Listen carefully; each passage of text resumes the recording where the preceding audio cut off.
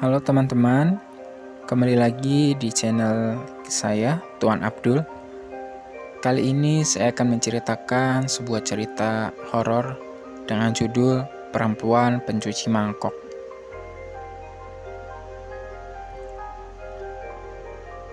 Jadi, di suatu daerah itu ada warung bakso. Warung bakso ini awalnya hanya dibuka di sebuah kota kecil di daerah Jawa Tengah. Berbekal kemampuan memasak pemiliknya, bakso yang dijual memang enak. Porsi yang cukup besar dan harganya yang miring, membuat warung pertamanya terkenal saat itu. Tapi seiring dengan kesuksesannya, banyak warung lain yang kalah pamor dan menjadi sepi. Mereka mulai iri dan menggunakan cara untuk menjatuhkan warung bakso ini. Pemilik yang tak mau kalah memasang perlindungan agar selamat dari gangguan. Bukan sekali dua kali, pemilik dan warungnya menerima kiriman guna-guna dari kompetitor. Tapi dia masih selamat dan justru semakin sukses dengan cita rasa dan harga porsi yang memang disukai pembeli. Kesuksesannya ini membuat pemilik semakin percaya diri, membuka banyak cabang hingga di kota besar termasuk Jakarta. Beberapa cabang di Jakarta menyusul kesuksesannya dan pemilik berhasil meraup untung besar. Beberapa tahun kemudian, masalah utama warung dengan banyak cabang mulai muncul. Beberapa cabang menurun kualitasnya karena kurangnya kontrol dari pemilik. Tak semua cabang menjual bakso dengan rasa yang enak, seperti di warung pusatnya di Jawa Tengah. Pihak keluarga pemilik mulai mengingatkan bagaimana jika kualitas semua cabang menurun karena pemilik tak sanggup mengawasi. Kerugian akan membuatnya rugi besar. Mereka memberi saran untuk mulai menggunakan pesugihan demi menyelamatkan bisnis besar ini. Akhirnya pemilik menyerah dan mulai mencari pesugihan yang bisa digunakan di semua cabang yang dia punya. Akhirnya dipilihlah tipe pesugihan yang menggunakan makhluk. Semua makhluk ini yang akan bertugas menjaga rasa makanan tetap lezat. Sang dukun menawarkan rasa lezat ini hanya bertahan saat dimakan, di tempat atau tetap bisa lezat bahkan saat dibawa pulang. Dari segi harga tentu berbeda jauh, dan karena banyaknya cabang, pemilik memilih pilihan pertama agar dia bisa menggunakan di semua cabang.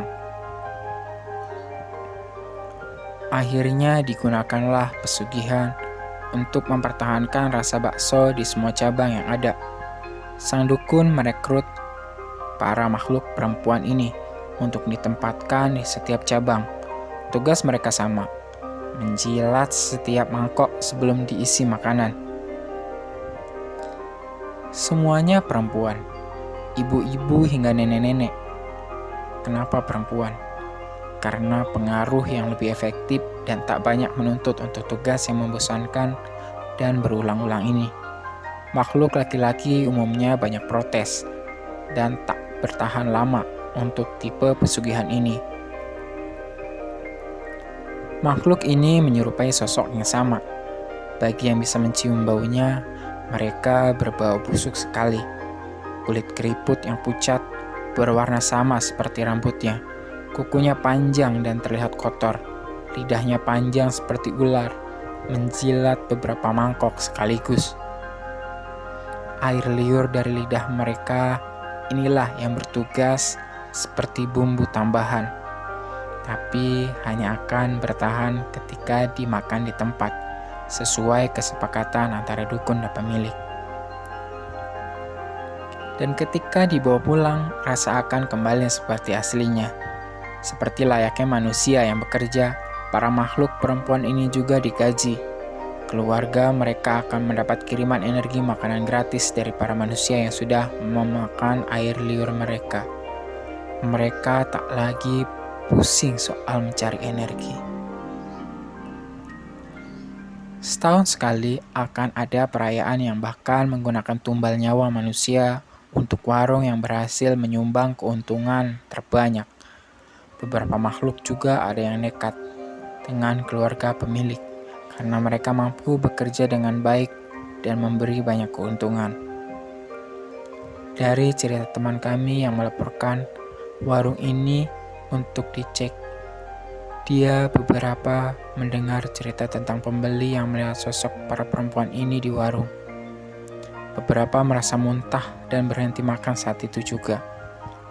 Makhluk ini berada di antara para pelayan warung yang kebanyakan sudah tahu bahwa warung tempat kerjanya menggunakan pesugihan untuk menjaga rasa masakannya. Tapi banyak yang tahu bahwa mereka dibantu sosok perempuan ini. Mereka tak ambil pusing masakan mereka enak atau tidak.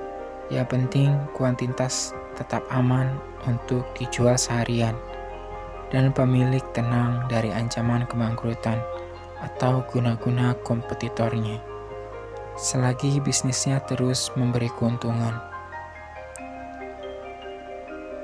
Jadi itulah cerita tentang pesugihan yang menggunakan perempuan pencuci mangkok. Jadi bagi kalian yang ingin makan di luar, hati-hati. Jangan lupa membaca doa, basmalah, membaca doa, entah apapun agama kalian, sesuai ajaran kalian, sesuai keyakinan kalian kepada Tuhan kalian masing-masing. Baca doalah sebelum makan dan bersyukur. Insya Allah makhluk-makhluk yang jahat itu tidak bisa untuk mengganggu kalian. Ya, terima kasih telah nonton video ini. Jangan lupa like, comment, and subscribe. Thank you.